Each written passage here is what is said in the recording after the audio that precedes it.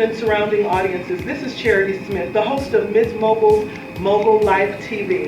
It is our esteemed pleasure today to have a sit-down interview with one of our mayoral candidates now in the runoff, Mr. Bill King. Now, normally we would do a lifestyle segment, but we also know that there is no lifestyle without policy and procedure being in place. So we wanted to sit down and speak with this gentleman about what his plans are for the Houston economy and where do we go from here. Now, without further ado, Mr. Bill King. Welcome back, everybody. We're now sitting down with Mr. Bill King, who is now in the runoff for the mayoral election here in Houston, Texas. And without further ado, Mr. Bill King. Sure, how you doing? Thank you, and I'm so glad you finally had 5 minutes in your schedule to sit down and speak with us. It's so important to get a chance to hear from the candidates what their real platforms are. We hear so much in the media, but I think it's important to sit down and have a face-to-face and really get to know the candidate. And after reading your platform and what you stand for, getting back to basics, I really think it tends to resonate with Houstonians and what's really at the heartbeat of the election right now. So tell us a little bit about who Bill King is, where'd you start? I read your story and it's all American, so tell us about you. Well, I don't think it's that remarkable, but I grew up down in northern Galveston County. My dad was a pipe fitter and grew up in, comfortable but modest circumstances. Like many people in this area, I went to the University of Houston. I'm a Cougar as well. There you go. There you go. Had a little slip up on Saturday. Oh, well, who won't hold that against them, though? We're faithful still to the team. 10-1, pretty impressive. Yeah. Absolutely. So anyway, I worked my way through the University of Houston, like a lot of folks did here in town, and went to law school at night while I was running my first small company, and got out, and there's incredible opportunities here in Houston. It's a story about a lot of people in Houston, and I think because of the kind of city this is. Well, it sounds like you really are taking us back to kind of the heartbeat of what the country is all about, in my opinion, really back to basics, back to where work is rewarded with, where work is rewarded, I should say, and not just kind of this whole system that we've been engaged in. Tell us a little bit about why is it your platform is the best fit for Houston right now. We've seen big business and policy and kind of where Houston has gone up until this point. Why now? And the reason I'm asking this is because as a business owner, I think you bring something to the table that past candidates, I should say, have not brought to the table. So tell us a little bit about how you as a business owner will move the economy forward. Well, I think that the foundation of any city's economy are its municipal services. Mm-hmm. And that's the reason for which we organize municipal government in the first place, to provide some basic services.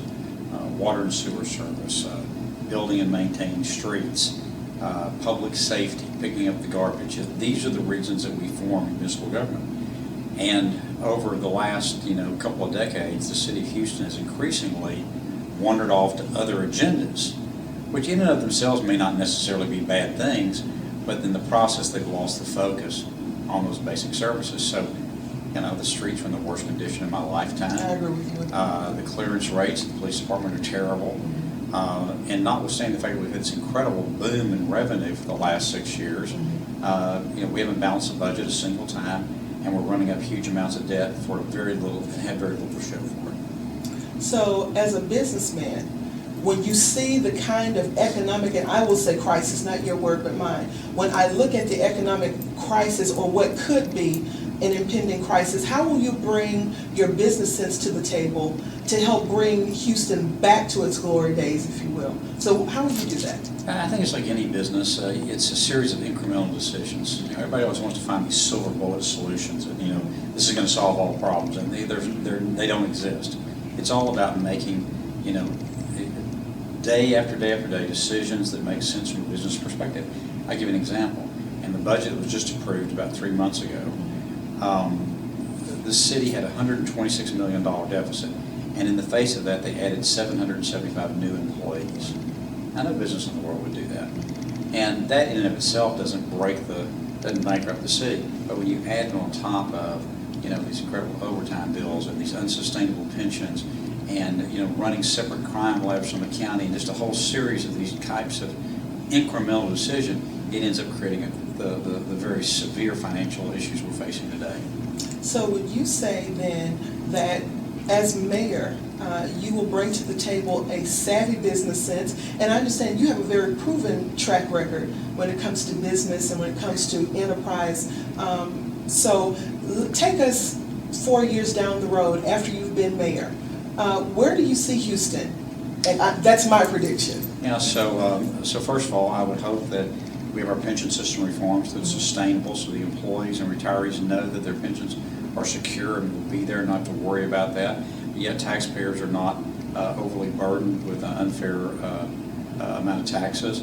I would hope that we've reduced the regulatory burden on our businesses significantly. You know, somebody told me there's like 21 different permits required to open up a gas station, convenience store in town. And hopefully permits are being issued quickly. I would envision that, you know, our streets have been substantially repaired. That's not something that's going to happen overnight, but it's something we gotta get back to paying attention to. And I would hope that we're doing a much better job protecting our citizens from crime. And one of the things I find particularly disturbing are the rape statistics in Houston. Last year, rape was up 50% in the city, and we only solved 24% of the cases that were reported.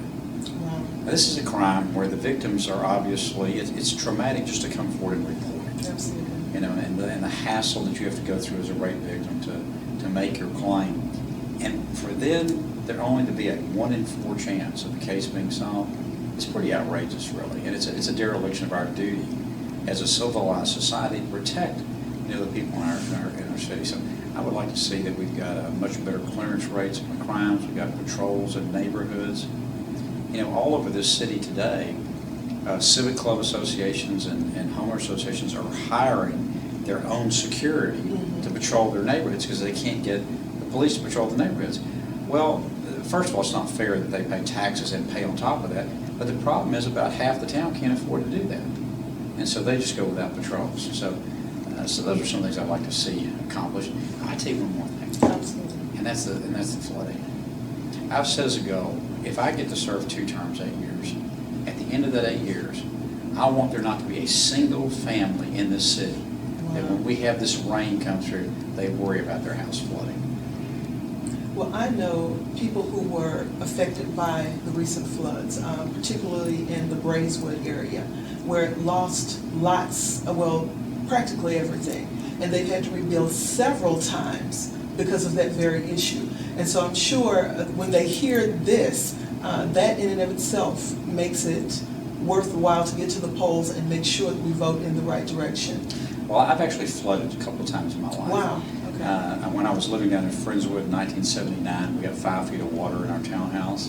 And then I had a house on the bay that flooded in Hurricane Ike. And it is one of the most miserable experiences you can go through. Tremendously traumatic, just completely disrupts your life, lose keepsakes. It's really a terrible thing. And so it's just not right that any family in Houston ought to have to live under the dread of being flooded every time we see one of these storms blow through town. It's going to happen here on a regular basis. I agree with you. Now, I'm going to flip the question just a little bit because you brought up a couple of things that are particularly of interest rather to those of us who are in the real estate industry. You talked about flooding. You talked about police and manning the force.